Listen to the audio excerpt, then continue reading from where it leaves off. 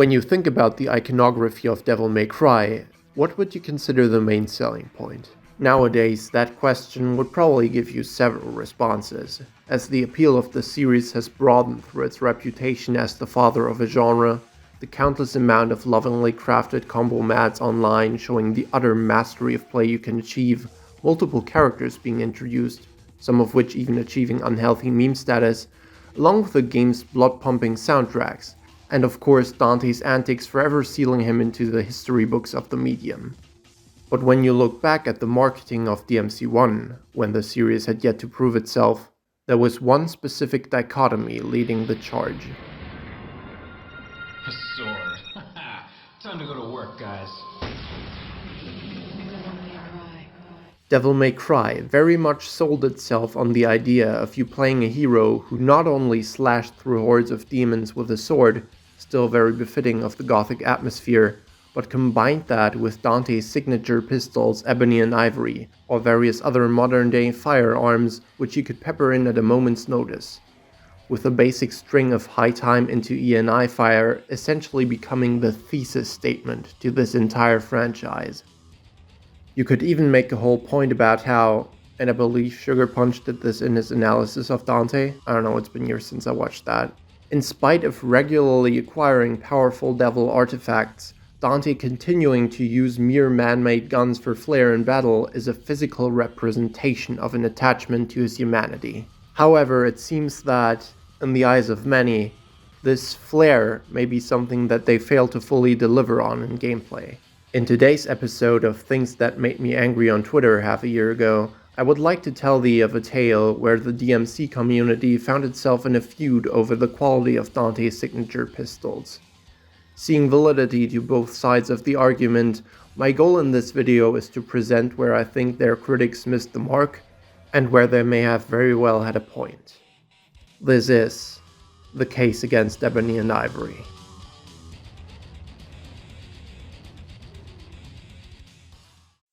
As per usual, this video is going to feature some art, and this time around even a little bit of 2D animation towards the latter half, pitching my own suggestions. So hopefully you can wait to click off until that's done. Probably dumb to put a higher amount of effort towards the end of my videos when statistically most people don't stay past the first couple seconds, but it just makes the most sense to structure the kind of content I want to do this way. In July 2024, the new Hoyoverse game Zenless Zone Zero released, with the character Billy Kid specifically drawing regular comparisons to Dante, somewhat obviously due to the shared color scheme, with him being a fellow white-haired redcoat fella, dual-wielding guns.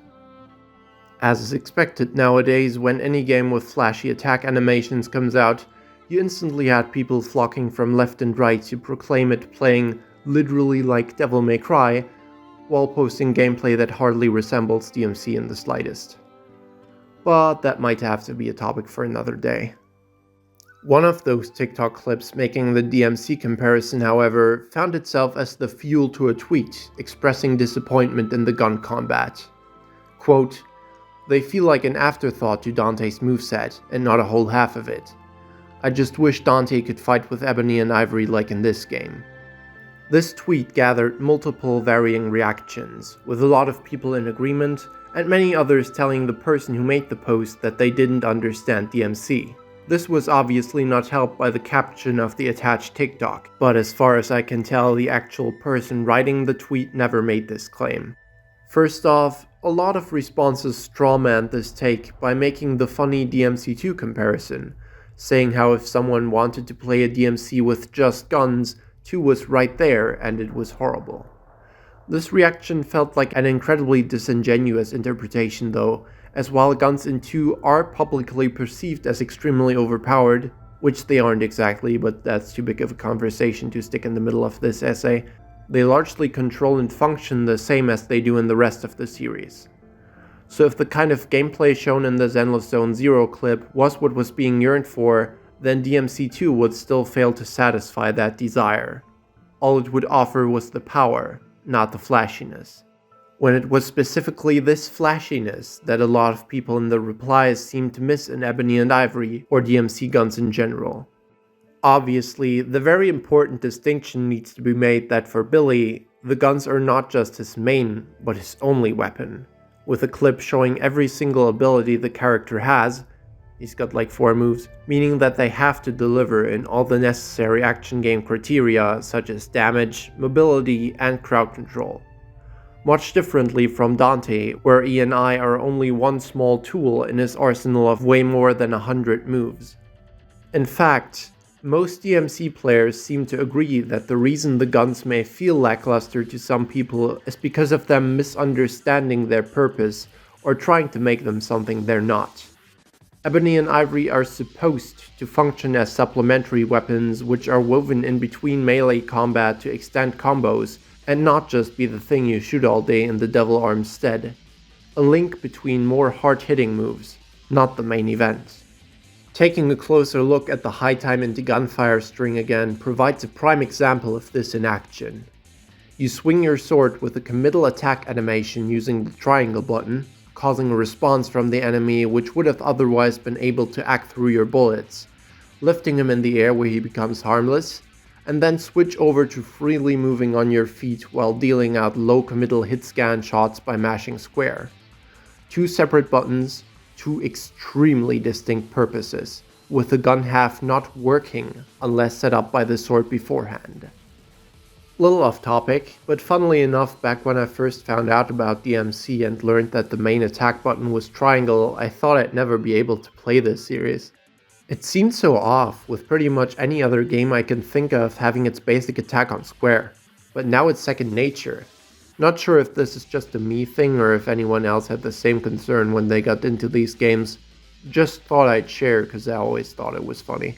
In any case, the supplementary function of the guns actually makes a lot of sense from a balancing perspective, as ranged hit scan attacks that auto-aim wouldn't exactly offer themselves as a recipe to the most riveting gameplay if it revealed itself as the dominant strategy. Just look at Virgil in DMC5. So in that regard, Ebony and Ivory do serve their role quite cleverly, by on their own being extremely negligible damage output wise, yet enabling the potential linking of more powerful attacks, which may otherwise not work together. And they also have the simple appeal of technically always giving you something to do, even when there may be downtime in a fight, since you will likely not get punished for just spamming out a couple shots from a distance as the enemy winds up his next attack. At the same time, I can't not address this. I feel like a lot of people, when arguing in favor of E&I, were ignoring the sluggish, painfully slow-walking elephant in the room. Call me ignorant, but I have just never been able to jive with this walk cycle / attack animation. It has remained the very same ever since DMC1, despite all other aspects of Dante growing or speeding up by such an extraordinary amount.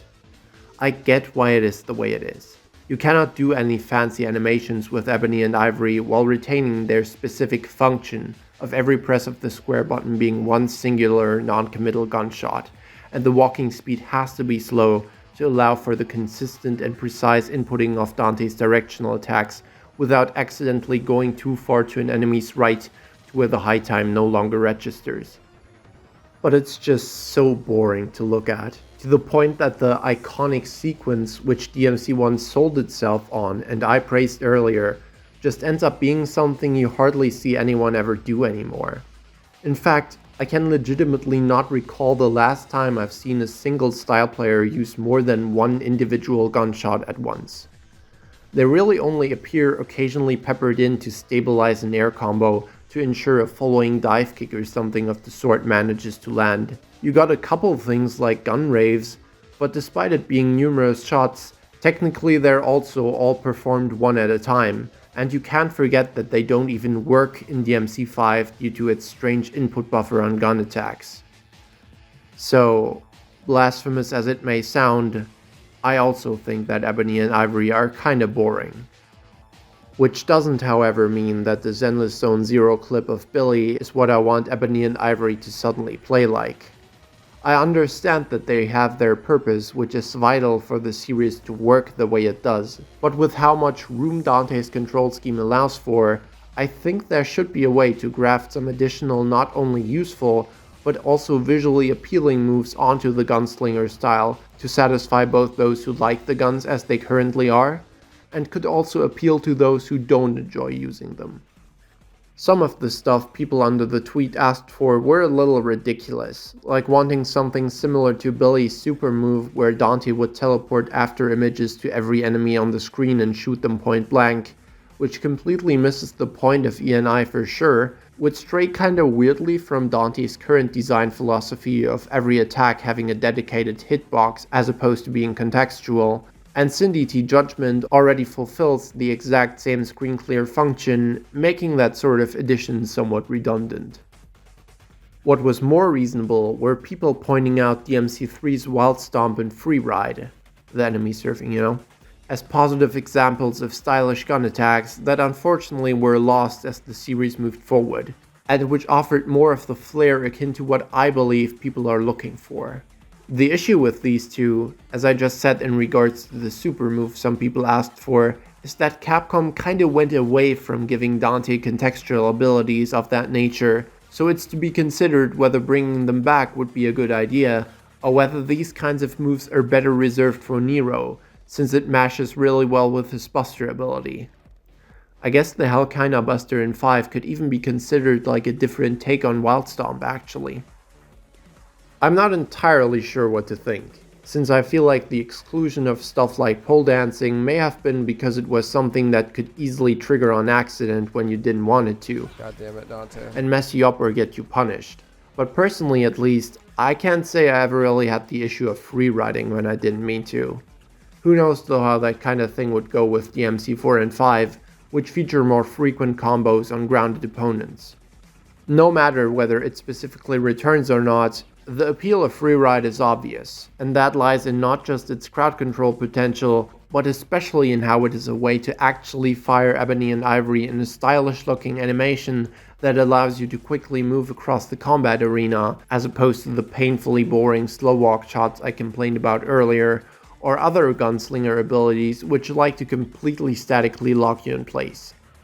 Don't get me wrong, Twosome Time and Honeycomb have their uses, and I have been getting better about implementing them into my play to introduce some variety to my juggles or how I manage multiple enemies. But when you compare it to the wild gun kata shenanigans showcased in the Zenless Zone Zero clip, or even put onto display on some of DMC's very own cutscenes, I completely relate to the feeling that we're missing out.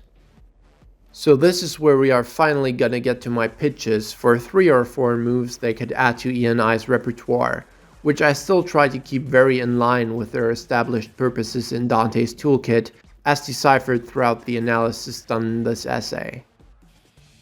The first one is quick and easy. Honeycomb Fire has Dante spinning his pistols for the windup before crossing them the same way he does anytime he goes jackpot. Since as opposed to Nero and Virgil, Dante himself, funnily enough, is the only character who hasn't gotten to say the line bard himself yet, maybe you could do something with that, such as inputting Honeycomb with a hold, consuming a rune of Devil Trigger, similar to how DT Stinger does, and then firing a powered up shot which has the potential to pierce through multiple foes and carry them away. Pretty much like the Mega Man breakage for Nero actually. DSD Stingers already somewhat possesses this carrying wave effect, but its short range and duration makes its application quite niche, even if I do sincerely love it. But because of that, I think a somewhat slow traveling projectile attack like this could be a pretty cool addition, making for either a stylish finisher or something you could follow up nicely by teleporting after to chase the knockback. Then also, it has always felt kinda weird to me how Honeycomb goes on forever without a finish. Not because I think it should force you to stop shooting, but just because it's an attack that at no point feels satisfying to end, since it's like you just went, meh, enough of that, and interrupted it to try move on to something more interesting. Adding a small finisher the way Lady has in 4SE might help it in that regard, doing something simple like maybe just a slight relaunch. But this finisher should be triggered right as and only if the player decides to hold circle after having fired Honeycomb. The way it is for Lady, where the explosive shot would happen after mashing for like 5 seconds, was terrible. Players don't want to have to keep spamming the same attack just to reach a unique ender. When's the last time you've seen someone do the full tomboy ground combo, for example? But this small addition to yet another super static gun attack would obviously not fill the void that the shortcomings I pointed out just a minute ago leave. I just thought it might satisfy some of the demand for E&I to be more hard-hitting without necessarily going overboard. The big one, however, is coming right up. And it bases itself off the fact that DMC5 made the strange decision to break the style system mold by adding Ivory Shot on the square button when in Gunslinger. Ignoring charge shots in 3, which still only allow you to enhance your gunshots instead of full-on replacing them, it is the one and only time in this series that your style has changed the purpose of a button other than circle. And debatably, it is a horrible idea, since not only does it force you to leave Gunslinger to access an important part of E&I's moveset, when usually Gunslinger and Swordmaster are supposed to grant you full access to each weapon of their respective type, but it also led to twosome time receiving an utterly horrendous unresponsive input, making it very awkward to try pull out at a moment's notice. On top of that, I don't think I'm gonna offend anybody when I say that Ebony Shot and Ivory Shot served little to no purpose, while also both looking butt ugly. Literally the only time I'm even willing to use Ebony Shot is when I perform a visual glitch where using it at a short delay after a guard allows Dante to shoot during the pistol flip animation, which is actually pretty cool looking, but it still has no real use, and performing that glitch actually makes it impossible to get the double hitting charged Ebony Shot without being in DT, since entering Gunslinger forcefully resets your charge for some dumb reason. And I know I'm known as the guy who hates the Balrog jab above everything else, but I think Ivory Shot may legit be my least favorite move in this entire series. It doesn't do anything, doesn't feel satisfying, and just looks plain silly. At least you could argue Ebony Shot makes a powerful noise. Before the release of DMC5, there was the hope that Ivory Shot would maintain the function of Pandora's jealousy in the air, by firing out a fast barrage of bullets as Dante falls faster than the enemy, to allow for more precise repositioning, but this was something it also completely failed to deliver on. And same as me talking about how you never see a style player shoot more than one E&I bullet in a row, I legitimately don't think I've seen anyone ever even use either of these two moves. Actually, there was one person who recently called me stupid for not knowing how to use Ivory Shot, and then refused to elaborate when I asked for advice, so I guess it might secretly be the best move in the game after all. But since I still don't see it having any sort of purpose that isn't fulfilled by just shooting the guns normally, I'll just keep going with the script as is. If anyone watching would care to enlighten me, I'd appreciate it. So one conclusion one could come to would be, well, just remove them and put twosome time back on circle with normal shots on square. But what if we instead accepted twosome time with its new weird input, which actually does have the small benefit that you can manually choose which animation set you want to use, simply depending on what button you press first. Maybe extending the buffer window a little bit to make it more reliable to get out when you actually want it, while also allowing you to instantly start shooting in the desired direction instead of the first few always pointing forward no matter what. And instead, reconsidered what to fill these newly made spaces of Gunslinger Square and Gunslinger Circle with. My proposition for the new Gunslinger Square draws inspiration from both Coyote's cut-in ability and an attack from, funnily enough, Dante's moveset in PlayStation All-Stars, which is literally perfect for it. And that is replacing Dante's slow, boring walk where you spam individual gunshots with instead a committal animation of Dante firing off a couple shots while speedily pirouetting a set distance in the input direction. It'd practically be like cut-in, but with the shots happening during the movement portion instead of afterwards.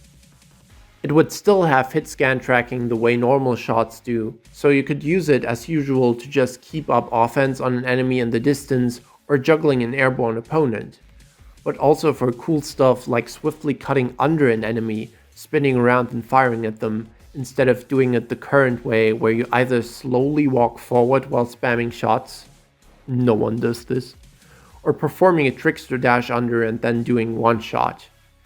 The potential for combos wouldn't technically change much, but it would basically reintroduce the ability to perform the classic basic ENI juggle with a significantly more stylish animation that would also allow you to better avoid incoming hits. It would have to be considered and tested whether it be a maneuver that could have limited iframes added to it, similar to cut-in. However, since the shots would happen during the movement, it might become incredibly unbalanced, kinda like how Flint Wheel lets you clash parry everything for free since the hitbox overlaps with its invincibility period. So maybe if the spins move you far enough, it would suffice as a pure positioning dodge without any iframes, to maybe not make it too OP. Damage on this attack should obviously not be high either, likely the same or slightly weaker than the basic shot spam. On topic with the regular comparisons to cut-in jump, while not being super useful, is one of my favorite attack animations Dante has ever gotten. And it would only seem appropriate to graft a similar sort of move onto these Ebony&Ivory slides, especially since this series is heavily lacking in jump cancelable ground to air attacks, launchers don't count, like Revolver and Lunar Phase, which allow you to stylishly transition into fancy low juggles. So allowing Dante to flip out of his spinning shots to continue the committal animation in the air, firing Ebony&Ivory towards the target, with the player then being able to JC it and transition it into whatever he pleases, seems like it'd be a crazy fun addition to his toolkit. See? I told you they stole from me. The name that I propose for these new movement-focused ENI attacks is the Density Slider. If you know, you know. For the neutral variation of this, by the way, since Dante should probably not force the player to go dashing all over the place anytime they simply want the fancier animations, it might be a good idea to look elsewhere for inspiration, such as maybe the Deadpool game, Gungrave, Arkham Knight's Red Hood, or even Beautiful Joe's simple animation loop of Dante toggling between two distinct poses as he's shooting ENI. But of course, the no-brainer would be to simply take Marvel vs. Capcom's much beloved $1 million hyper combo and have it looping into itself instead of ever reaching the jackpot finish.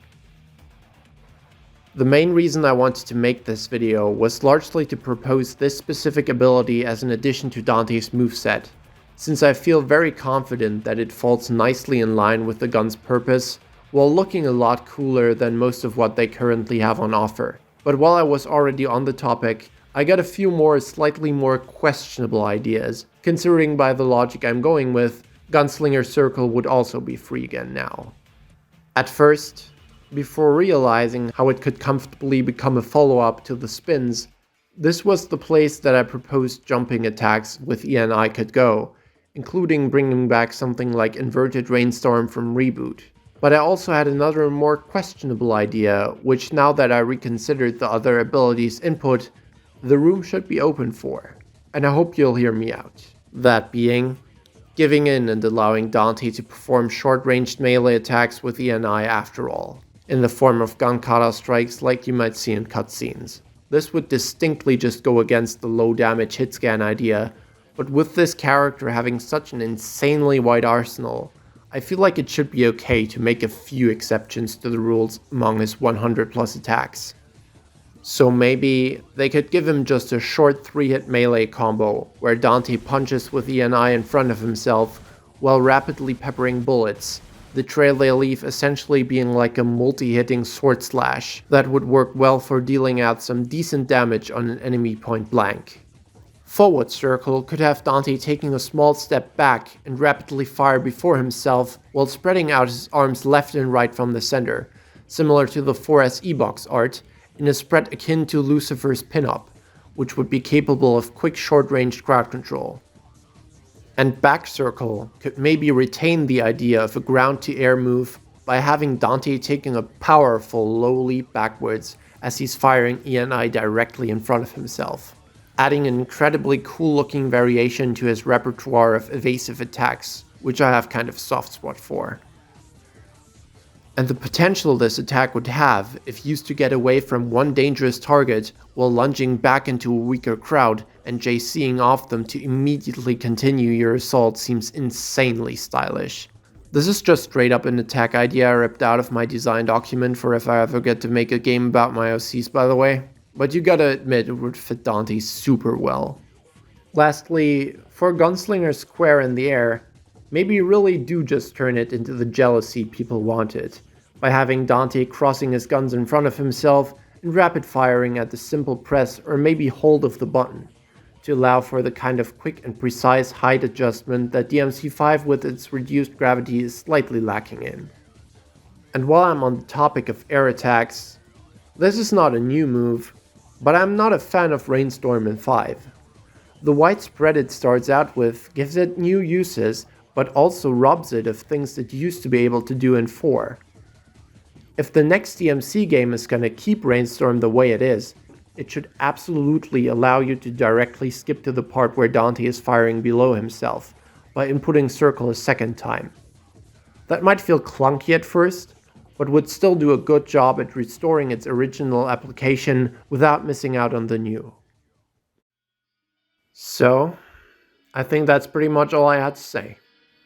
I'm afraid I might have went a little too far into the nitty-gritty with this script, and I hope I didn't end up boring anyone by not getting right to the point, but I feel like for these kinds of things, it is good to provide sort of an insight to my train of thought, so it doesn't come off like I'm just mindlessly rambling off ideas willy-nilly.